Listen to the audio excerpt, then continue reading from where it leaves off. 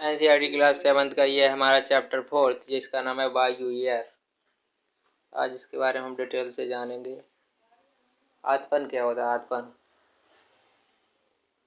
गांव की अपेक्षा नगरों का तापमान बहुत अधिक होता है। दिन के समय में एस्फाल्ट से बनी सड़कें एवं धातु और कंक्रीट से बने भवन गर्म हो जाते हैं, इसलिए रात के समय ये ऊष्मा मुक्त हो जाती है। मतलब ये जो हीट होती है वो खत्म हो जाती है रात के टाइम पे। वायु दाब आकाश स्पष्ट एवं स्वच्छ उच्च दाब के कारण होता है। पृथ्वी की सतह पर वायु द्वारा लगाया गया बल वायु दाब कहा जाता है। वायु हमारे शरीर पर उच्च दाब बल लगाती है, किंतु हम इसका अनुभव नहीं करते हैं। ये इसलिए होता है क्योंकि वायु का दाब हमारे ऊपर सभी दिशाओं से लगता है। वायु दाब तेजी से गिरता है वायुमंडल में, ऊपर की ओर जाने पर डाउन हो जाता है। वायु सदैव उच्च दाब से निम्न दाब की ओर गमन करती है, यानी कि चलती है या बहती है। समुद्र स्तरीय वायु दाब का क्षैतिज विवरण किसी स्थान पर उपस्थित वायु के ताप द्वारा प्रभावित होता है, यानी कि ताप टेम्परेचर के द्वारा। पवन के बारे में जानते हैं। उच्च दाब क्षेत्र से निम्न दाब की ओर वायु की गति को पवन कहते हैं। प्रकार पवन के प्रकार जानते हैं। पहला है स्थायी पवनें। व्यापारिक पश्चिमी एवं पूर्वी पवनें ये वर्ष पर लगातार एक निश्चित दिशा में चलती हैं।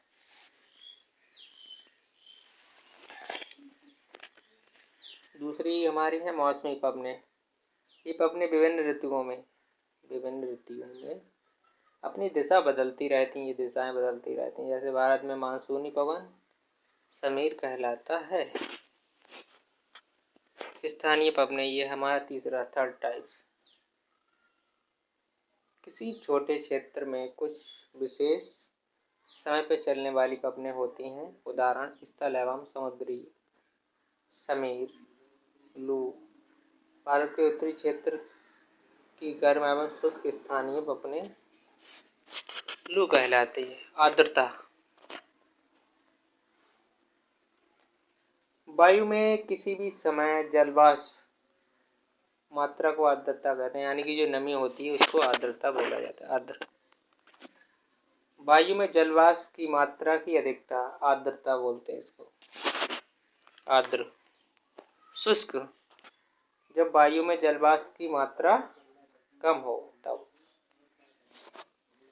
जलवाष्प जब ऊपर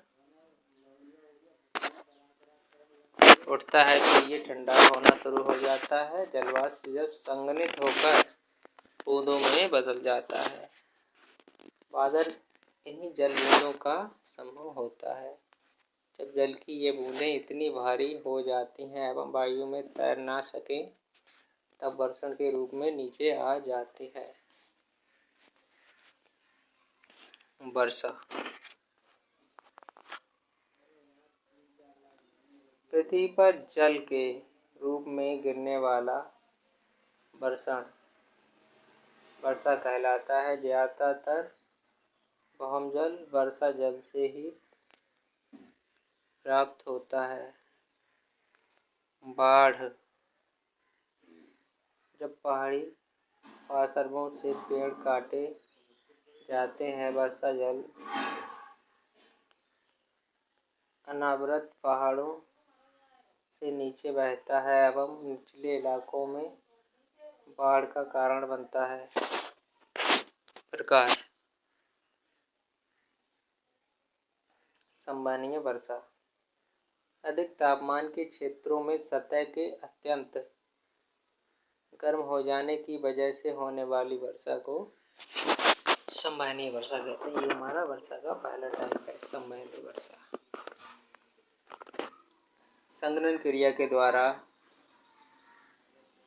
क्रिया के कारण ही कपासी बादलों का निर्माण होता है, जिस कारण मूसलाधार बारिश होती है। मूसलाधार बारिश होती है कपासी मेघ के कारण। क्षेत्र, इसके क्षेत्र क्या क्या हैं किसके? संवहनीय वर्षा के। विषुवतीय क्षेत्र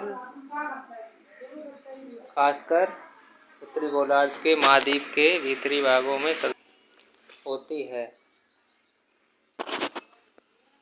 पर्वतीय वर्षा, ये हमारी दूसरी वर्षा है। नाम से ही पता चल रहा है, जब जलवाष्प से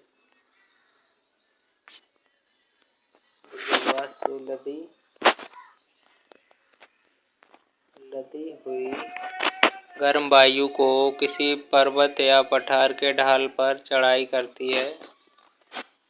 जब स्पर्श द्वारा ये ठंडी हो जाती है, ठंडी होकर संतृप्त हो जाती है और संघनन की प्रक्रिया शुरू होने के बाद ये बारिश होती है। यह वर्षा उन स्थानों पर अधिक होती है जहाँ पर्वत श्रेणी समुद्र तट के निकट या उसके समान है। संसार की सर्वाधिक वर्षा पर्वतीय क्षेत्रों में होती है। चक्रवातीय वर्षा, चक्रवातों के कारण होने वाली वर्षा चक्रवातीय वर्षा कही जाती है।